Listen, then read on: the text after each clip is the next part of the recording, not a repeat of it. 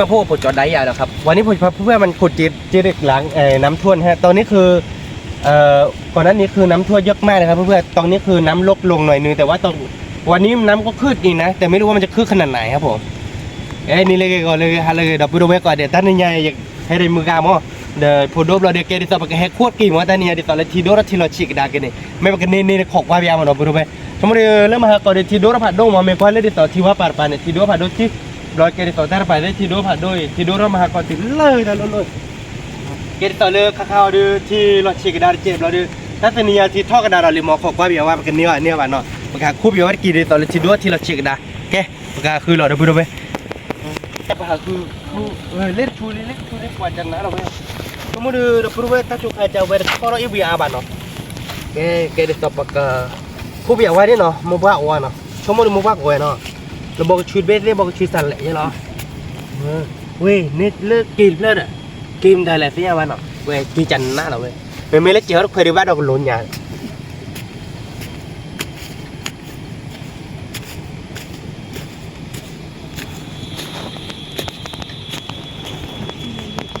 โอ้ยผู้ชอบโคชูมือ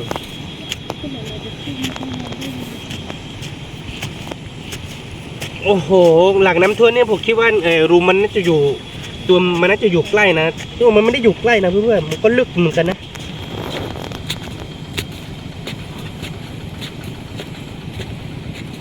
นี่อย่ามึงอาขวดเบลี่ผมแน่นอนผมว่าอย่างนั้นนะเพื่อน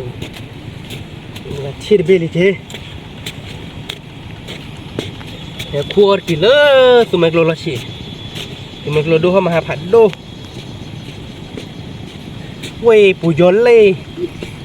ไม่มาแล้วพอตูแล้วเราโกนยาจีนะโตลิเบ้เนาะเราพูดว่าไม่ได้กินเนาะดูเขาเรียกเนี่ยวะ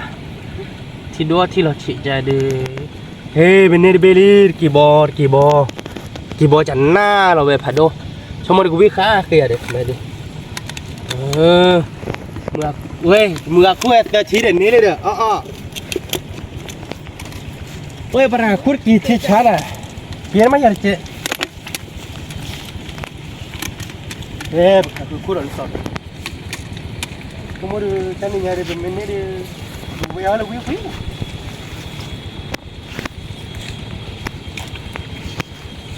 เว้ยวิ่งผ่านโอ้เว้ยชมมาดูไม่ไปวิ่งบ้านเนาะชมมาดูบ้านเลยกี่วิ่งเนาะ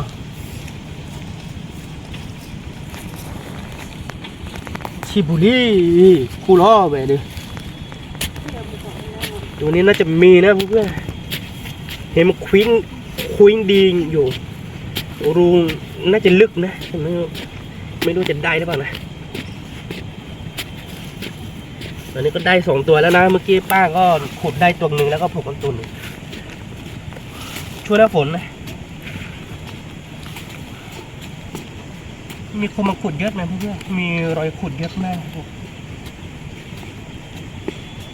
โอ้รูลึกมากฝนปูยอปลีดอะตะกี้รัชจุกขนาดนี้ปูยอมไหม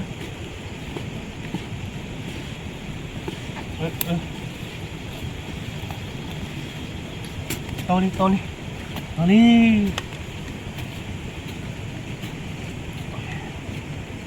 เว้ยเคยเน็ตเบลี่คือที่ช้าเราเลยผ่านดูเบ้ไอ้มือที่ดูวีลินะ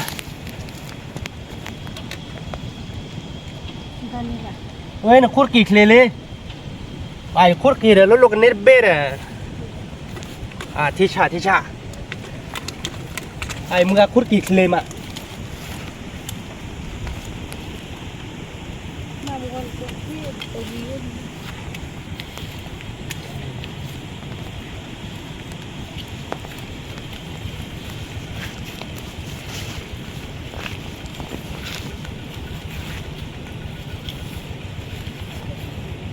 ได้ดูวีมือโอ้หนักนะได้ดูวีมาเล่นดูวีเนี่ยมือคุณอะไรเบ้อะไรเบ้เนาะอะไรเบ้เดี๋ยวคู่จะเล่นเบ้ที่เว้ยเดี๋ยวบุกกันซะแล้วเนาะแต่การกันเนี่ยโชว์แล้วเนาะซัดเลยคิดซะแล้วเนาะเว้ยชมรีกันเนี่ยโชว์มั้งแต่คิดซะไปยาลีเนาะเว้ยยาลีแต่การไม่โชว์เลยเนาะเว้ยแต่การเดี๋ยววิ่งแล้วเนาะโอ้ยบุกเจ้าเนาะว้า โอ้ยดูคุณเลยเคยได้การแล้วบอกชื่อกันดิชั่วโมงดูบอกชื่อกันดิเนอะโอ้ยดูชั่วโมงดูจะเป็นเนอะแล้วบอกชื่อดูแทะเด้เลยยอดเลยเฮ้ยแต่ปากโซนยอมมาล่ะไม่เยอะเลยนะไม่ได้บุบเลยชั่วโมงดีเป็นเนอะนี่เราแข่งการขุกนะเพื่อนๆใครจะได้ก่อนนะความอยู่ใกล้ๆกันเนี่ยผมว่าผมน่าจะชนะนะผมใช้ตีลีอ๋อผมแพ้ไปแล้วนะเพื่อนๆอ๋อเยสโซดิเจดิน่ะป๊าชั่วโมงเนอร์เด้อโซโรลิน่ะไม่เวลาน่ะสไตล์จะได้อันนี้ส่วนนี้เดี๋ยวที่เราเบรลี่น่ะยังไงแต่ละดิ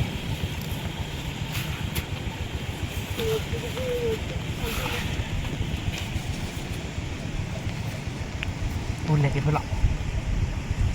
ปุ่นแค่เดียวอีโซดิน่ะปลาหมึกเพื่อนมาไปเปลี่ยนมาอย่าเจ็บมือ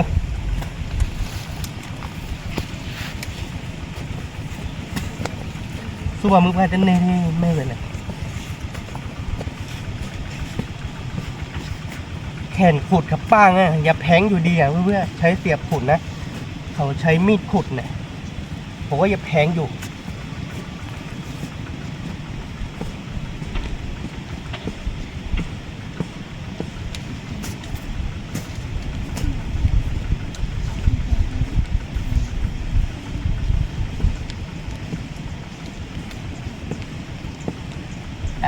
ตัวนี้เฮ้ยตัวนี้บ้าควาตัวนี้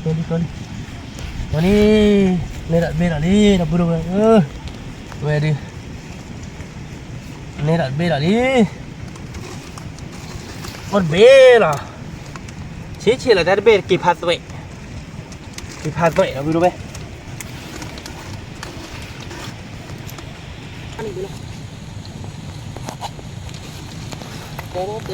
เนี่ยตะกี้ดูเว้ยขี่คู่เว้ยขี่คู่ตะกี้เคลมาได้ตีดีเย่ตัวดูวิลิเจนะทั้งหมดเลยอย่างคู่จะเป็นนี้หรอถ้าดำวีเนี่ยหมักเนื้อจืดเจ๊หน่อยสู้กับมือปลาตันนี่ดิ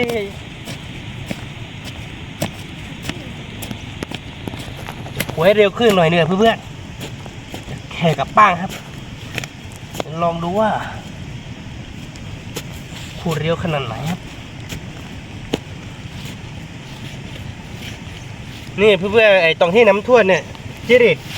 มาออกจากรูนฮะแล้วก็หลังน้ำท่วมเนี่ยเรามาขุดลองคิดว่ารูน่าจะไม่ลึกนะน่าจะตึ้มนะแต่ก็รูยังลึกอยู่ดีนะฮะแค่นี้เบลี่ว่าคิดใช้เราไปดิโมบิอาวิโลเลเมกเปิดอะไรกันรูลึกมากเลยทุกคนเพื่อนรูลึกจัดโอ้โหอย่าไปเรื่อยๆนะครับนี่บอกขดมาสักพักนึงครับผมตัวน่าจิตใหญ่ครับน่าจะเป็นที่เด็กตัวใหญ่นะเพื่อน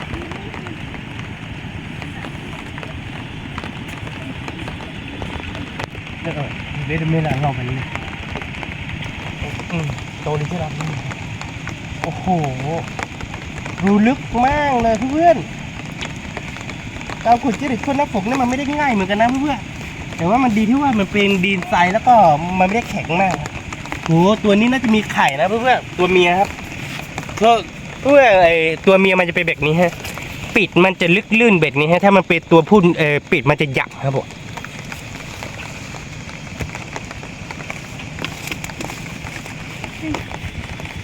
นี่ชูดิได้ชูดิโอ้รูนี้น่าจะตัวใหญ่นะเพื่อนๆมาดูไว้ได้บอกคุบเราพอเราเนาะอีวีผัดโดเนาะอีวีผัดโดคุณโซดาเว้ยต่อเนื่องเวลาได้ที่ได้ยังไงยะเลยงานนี้โชว์เลยไปดูมันกันนี้โชว์เลยเนาะโชว์โมดูแต่ดี จับว่าเลยเดินพูดเดือดเลยนะไม่อยากเจ็บเวลาหลายหน้าเว้ยดื้อน อกจากว่าบ้าคู่อะไรบ่อยๆนะคู่เกลียบเราหนึ่งคู่เกลียบบ้า คุดเลยเฮ้ยคู่ชนตาเป็นยังไงที่อ่ะทำไมตาเป็นมันเหนื่อยดื้อนี่อะไรเจ็บเวลาหลายดีมาได้บอกกับชุดยาดิ เนอเลี่ย อ๋อเนอร์ลิน่ะอ๋อตาเป็นแบบโอ้ยินเลยเอามาเลิกให้ได้แบบเนื้อแบบนี้ไม่เป็นไรขอแค่ก่อนมีโตหน่อยเบี้ยออกมาหน่อยอ๋อแต่คิดเลยเดี๋ยวขู่หรอกเนาะโอ้ยพูดเลยจะบอกดิไว้ถ้าถุงกระดองหนักมุกกันโดนอ่ะเ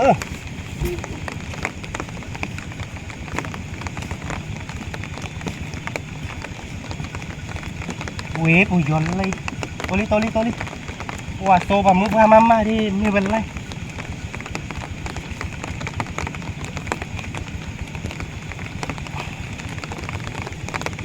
นี่เพื่อนตัวผู้มันจะเป็นแบบนี้ฮะดูปีกฮะ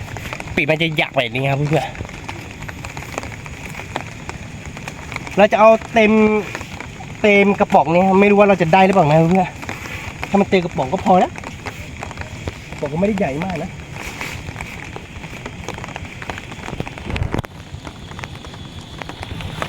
อ๋อ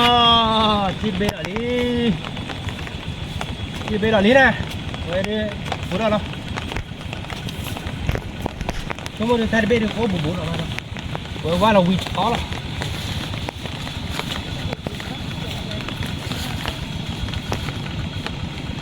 ว่าถ้าจุกใครจะตะกี้ตัวโอ้เลยเพราะโคบานะดับเบิลเวลคือน้ำโฟเบกนี้ไอ้จิเร็กมันไม่ได้อยู่รูออกนะเพื่อนอยู่รูอะไรนะเขาเรียกว่าอะไรเนลี่ว่าโมนะเว้ยวินะเว้ยโมโพลอร์กี่เว้ยอุ้ยมาตัวเมีย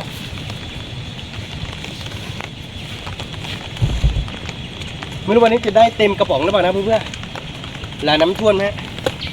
หาไม่ค่อยเจอพวกนี่เพื่อนตัวที่น้ำท่วมตรงนี้คือแม่น้ำเมยนะขึ้นหมดเลยครับที่ปูหยุกเนี่ยตรงที่ปูหยุกเนี่ยน้ำขึ้นหมดเลยฮะต้นข้าวกับเขาดูนะฮะ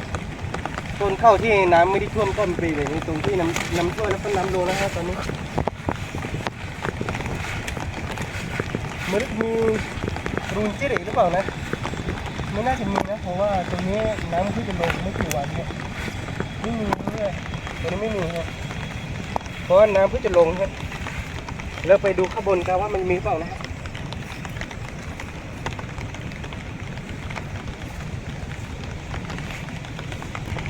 ชมดูไม่มานะ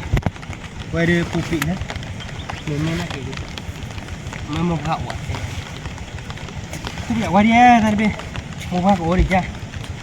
แม่โอ้พาเลยชิดดูดิบ่าเลยชิดดูรับเบอร์ได้ไหมครับ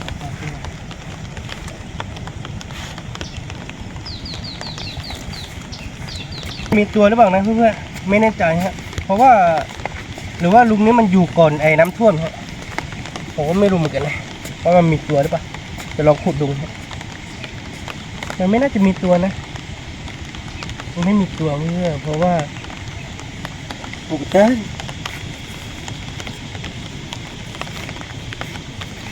อยู่ก่อนน้ำท่วม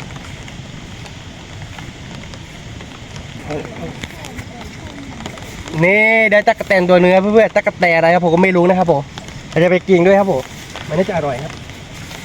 นี่แค่ติดชิ้นชูนี่นะที่ฉาเราไปด้วยถ้าชูดูมุกว่ากับบ้าโอ้นี่ด้วยเบลลี่เนาะผมพูดอะไรกินเบลล์นี่ด้วยลูกนี่เบลลี่อะไรสักทีนี่ตอนนี้ยังคู่โชว์เล็กทีเนาะชมมาดูถ้าเบลลี่คู่ตัดที่นะ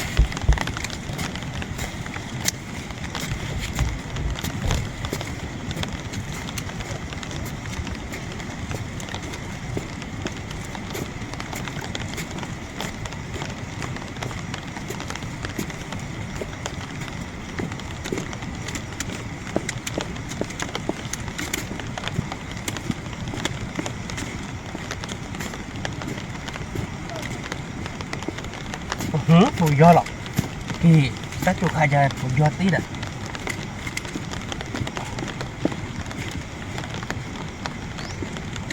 โตเลยเน็ตบิ ไม่เลยท่านเบ้มูเหมือนท่านเบ้ที่ช้าแล้วพอด้วยเบ้เนาะเราพูดไปที่ด้วยเลยเบ้มุกอ่ะที่ด้วยเบ้ด้วยเลย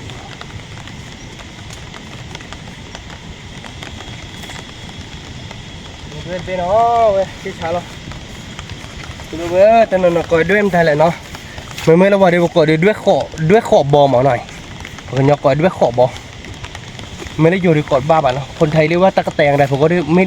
เรียกชื่อไม่ถูกนะถ้าเป็นภาษาปากกันยอนี่ด้วยขอบบอด้วยคือตะกะแตงครับ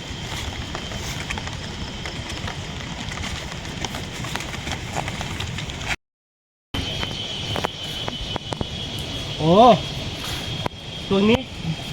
ขุดรูไม่ลึกเลยเพื่อนอยู่ใกล้ๆครับอ๋อแกล็อกเอาไว้ไม่บ้านเลยโอ้เลยทีโดรอบเราไว้ให้เกี่ยวไปเบ้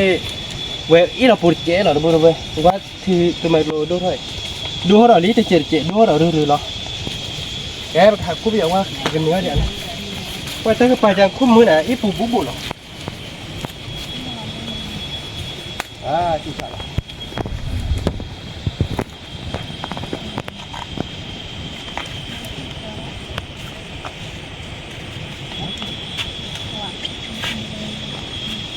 หนึกเฉยโมไปกินข้าวกันได้กินนี้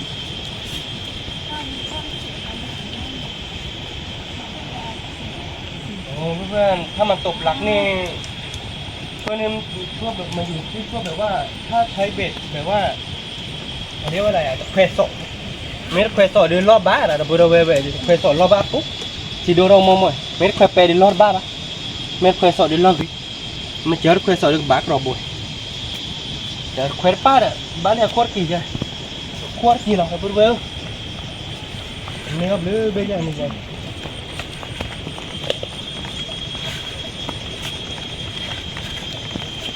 เดี๋ยวจะสุดท้ายเดี๋ยวสุดท้ายเว้ยที่เล่นไปดูชั่วโมงเดียวปุ๊บปุ๊บแล้วที่เราไม่ได้ยังไม่ที่ไม่ได้แบบคุกตาไว้ที่อ่ะดอกเบี้ยดอกชั่วโมงเดียวคุณน่ะเต้นเนินดอกเบี้ยอะไรดูไม่ใช่ไหมล่ะที่ว่าเราปุ๊บปุ๊บเบ้โอ้เล่นเบ้มาดอกเอาดิเอาเล่นเบ้เล่นแค่คุณอะไรเบ้อีคุณอะไรเบ้เนาะคุณอะไรเบ้เนาะเดี๋ยวคุณอะไรเบ้ดิจากว่าเบี้ยดอกชั่วโมงเดียวจะคิดได้หรอเนาะเบ้นะที่เสียไปยะชั่วโมงเดียวตัวนี้มันไม่เลยรู้ดิไม่ใช่วันไหนนะมีข่าวก่อนเลยเดี๋ยวเนี่ยเดี๋ยวขอโทษคุณเลยเฮ้ยจะสิ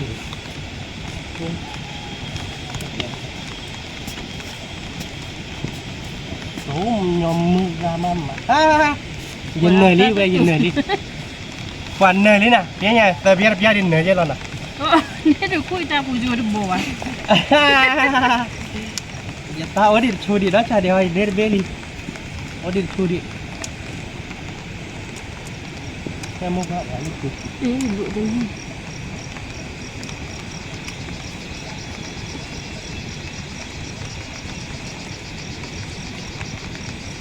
นี่ดูคุยตาผู้จูว่าได้ตาบัวโซยาเนี่ยแต่ละตาผู้ยอเรียบุรุษเว้ยโซยาเรียโซเวนแดงคู่เลยบอกคู่เลยอยู่คู่ชูนิคคีเบียบุรุษเว้ยเนี่ยเราเบี้ยเราลี่ยาปวดบามุนนอร์กันเนี่ยที่ช้าละกูบ้านเหนือไปจันเลยคู่ชูนิคคีเบียเมื่อเนื้อยันเนี่ยแบบคีเบียที่ช้าเราอย่าไปเลยขาคีบแล้วทีเราเนื้อทกคีเบียเนื้อเบี้ยดิเนี่ยเนื้อไม่เนื้อธรรมดาเนื้อว่าซีเด้อเนี่ยเบี้ยคีเบี้ยเนื้อเบี้ยที่ช้าเราอย่า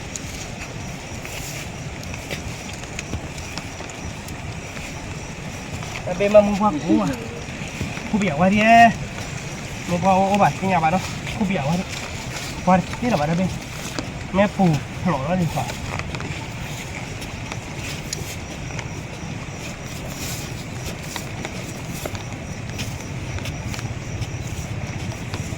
ปูเล่นเลย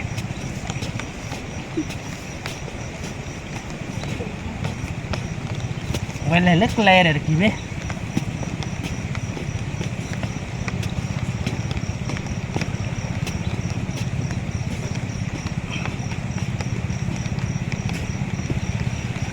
Eh, purbo ba?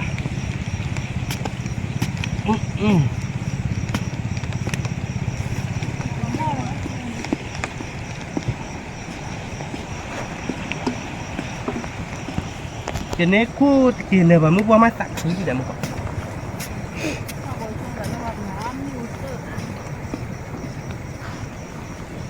Mà qua vào khoa.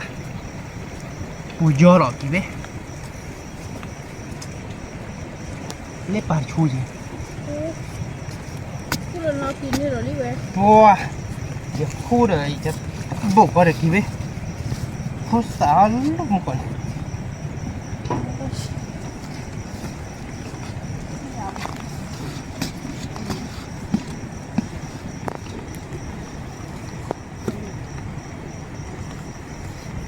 ตัวนี้ช้าหน่อยโม่น่ะ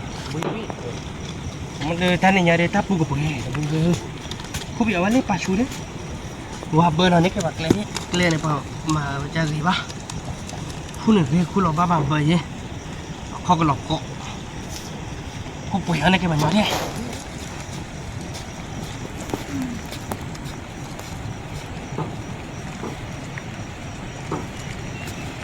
จะหลอก Cứ lần nào kín này kín bên này nó. Nên một quả kín bên này, cái bên này. 80 nào á?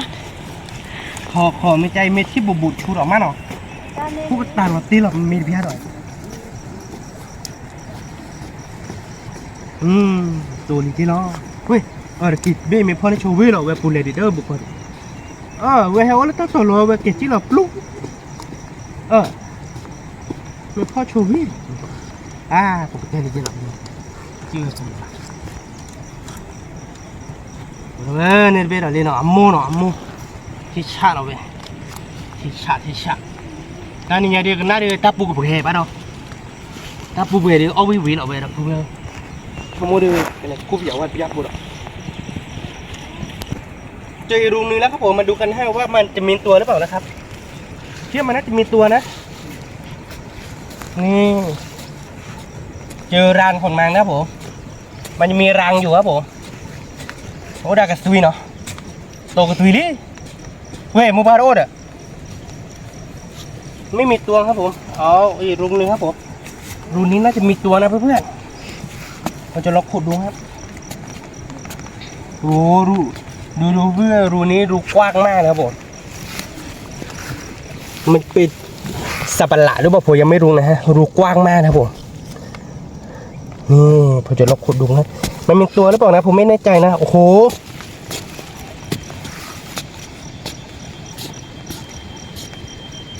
ไปดูปูพันไล่หน่อย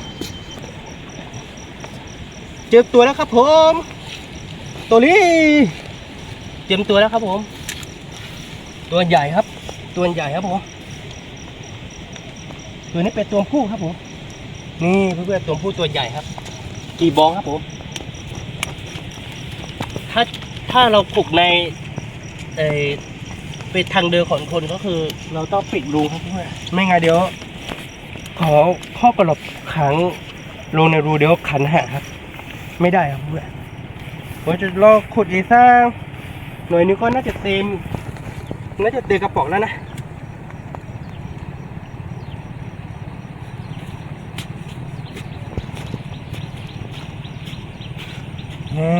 ยังดูแล้วอ๋อช่วงนั้นผมช่วงนี้มีอยู่คลิปนึงที่ผมเคยมันถ่ายช่วงน้ำฝนนะเพื่อนๆผมมันขุดแล้วก็ปิดยังไม่ขึ้นฮะมาดูเถอะเดี๋ยวดูนะป้าเจองูครับผมถ่ายดูนี่เพื่อนๆมาดูมีงูด้วยยังบ่ได้แย่ ยืมแต่ดูหรอ นี่เหรอสิจิโวเลย ฮัลโหล แย่ อ๋อโคติ แย่ งูสิงเพื่อนๆงูสิงเดี๋ยวว่าจะถ่ายให้ดูมีงูสิงครับผมงูสิงตัวเล็กฮะตัวไม่ได้ใหญ่มากนะเพื่อนๆใช่งูสิงไหมครับเพื่อนๆดูกันนะฮะเห็นหรือเปล่าครับนี่เพื่อนๆงูสิงครับผมลูกงูสิงฮะตัวไม่ได้ใหญ่มากนะ นี่ ราคาเก ปลาเห็นกับปลาตกใจฮะเพื่อนเห็นไหมครับ ถูกว่าจะเป็น เกิดคอตีโพยเฮ้ยเช่หรอปล่อยให้มันตนฮะเพื่อนเราจะไปขุดที่เด็กกระสอบครับเราจะเอาเต็มกระป๋องนะวันนี้ไม่รู้ว่ามันจะเต็มกระป๋องหรือเปล่านะที่นี่เด็กเยอะเหมือนกันนะเนี่ยเฮ้ยเด็กเยอะเหมือนกันนะเนี่ยเด็กขึ้นมาแล้วเมื่อกี้ตอนผมกลับมาแล้วผมเห็นมันขึ้นมานะเพื่อนๆเดี๋ยวนี้ก็ลงรุยแล้วครับผมแสดงว่ามันอยู่ไม่ลึกนะเนี่ยนี่เจอแล้วตัวนี้นี่กี่โมด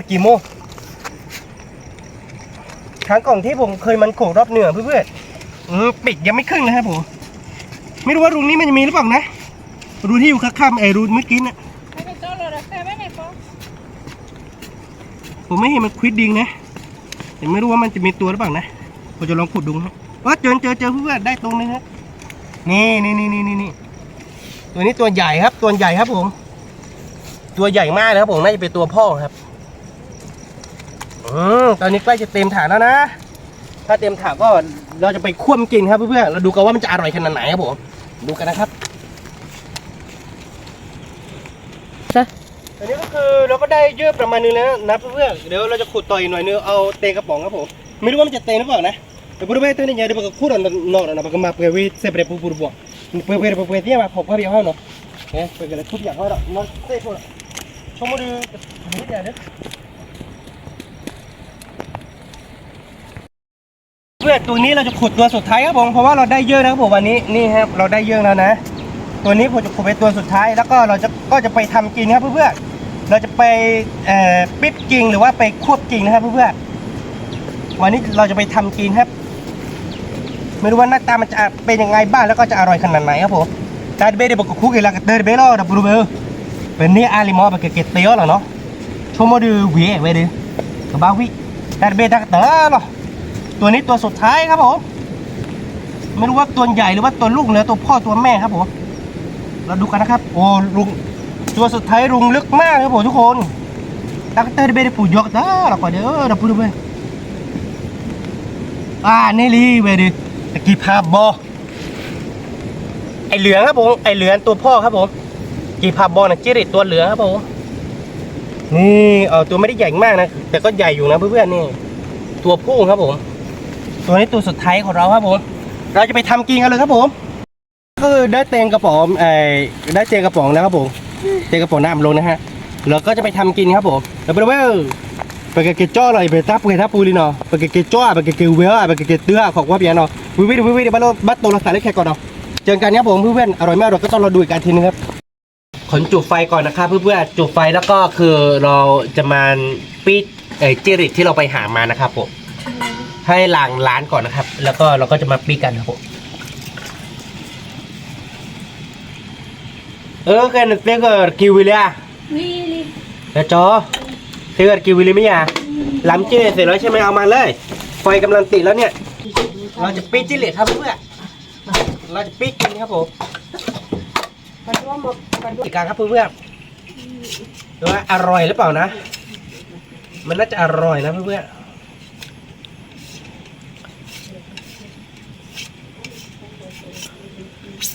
เดี๋ยวจะให้น้องตีกระเตือดิกระเตือกี่ล้อเราไปดูเขาไม่ได้กับวิ่ง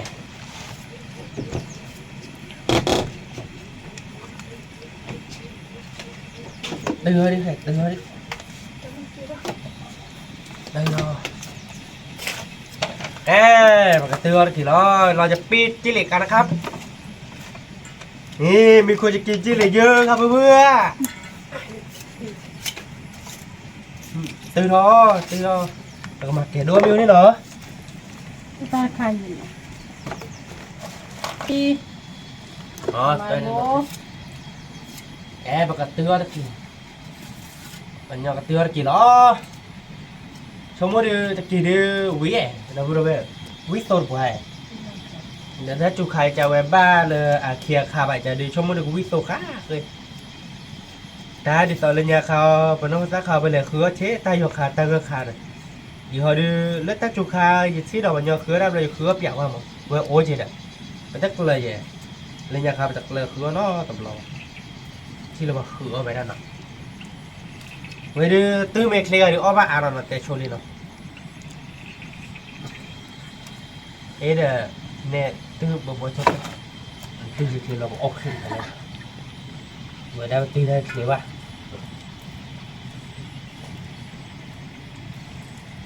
điều chỉ được khi bà nó vậy đó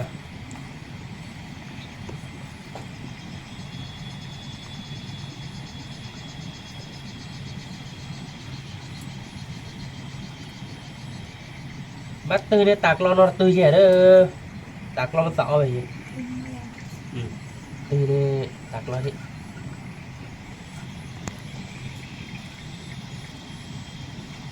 cho mua đưa về đưa cả tư đưa bà gọi nó ăn cái này Sao chị ạ?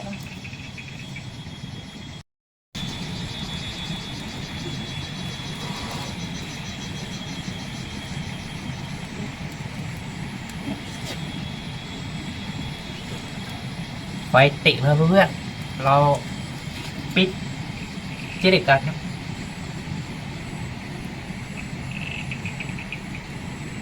ba ở ba về được xây khởi với đi mượn này mà xây khởi với đi là ba ở thì chẳng lẽ khởi hơnน่าจะอร่อยนะเพื่อนใหญ่แบบเธอเนี่ยเล่นมิวเกมไม่หอย ดิสการได้สักแต่ อันนี้ เ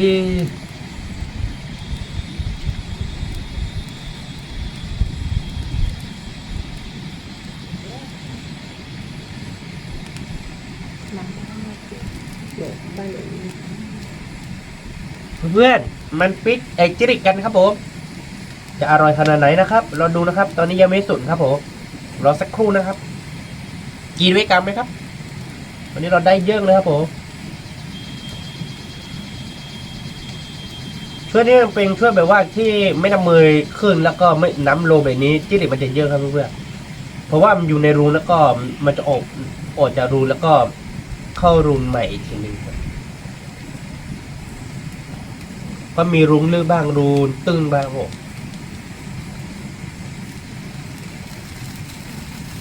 น่าจะสูตรเร็วนะถ้าย่าแบบนี้เพื่อนฮะค่อยเดือดอ้วก เอาไว้นี่โอ้ยพ่อผมจะโตแล้วแต่นุ่งผ้าช้า วิวะแต่วิบัติเดินโลไปแล้วเวลไหลโอเคมะฟ้า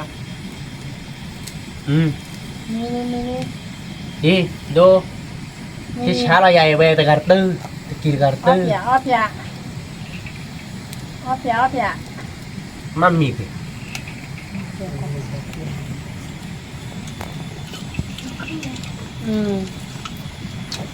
อุ้ยเด้อ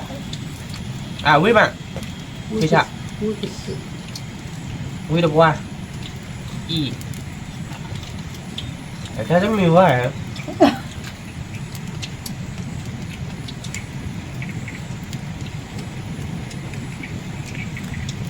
มีแบบนี้อ้อนเนี่ยมีหนังกบบ้างไหมกบใช่ quý màแล้วมากินด้วยกันไหมครับอร่อยมากแล้วครับผม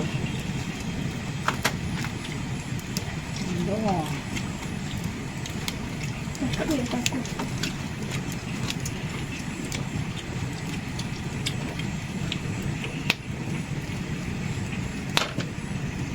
quý mà quý chặt chẽ lẩu rồi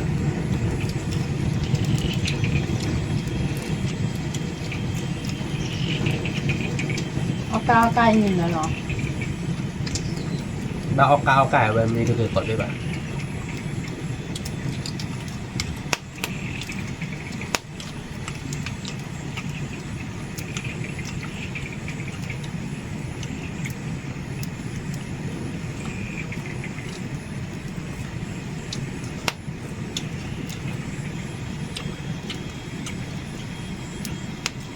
กินด้วยกันนะครับอร่อยมากครับผม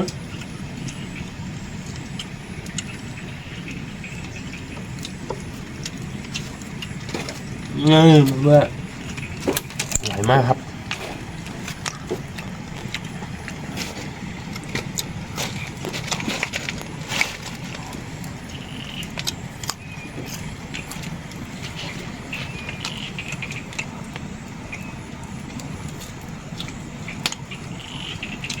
เอาเคี่ยวออกก็ได้ไม่เอาออกก็ได้ครับ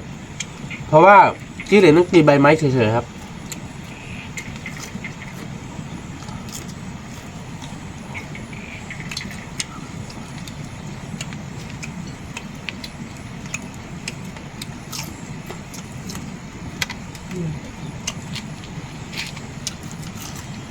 เอาละเบอร์อันนี้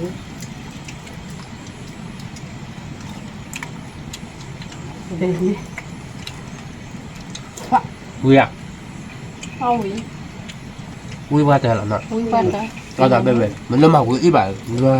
cái nước kia nào ôm này đẹp ở tên la on non la lá rồi nó đấy lắm rồi เขาโคตรจริง à chỗ họ quê kì có phê lại bạn ạ mà họ quê mấy bạn thì cái nó họ không ăn rồi xong rồi được cho họ được họ khôn mấy bạn tên la này rồi thầy kỳ bài máy hết chưa được kỳ bài máy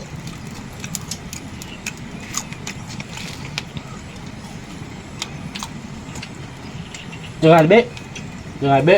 แต่ว่าย่อเอาตัง rồi biết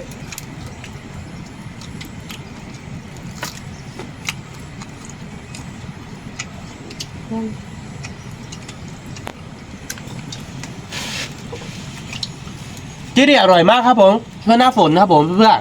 เรามาขุดดูครับอร่อยจริงครับผมเอาวินนกกระเมียตะกี้เลย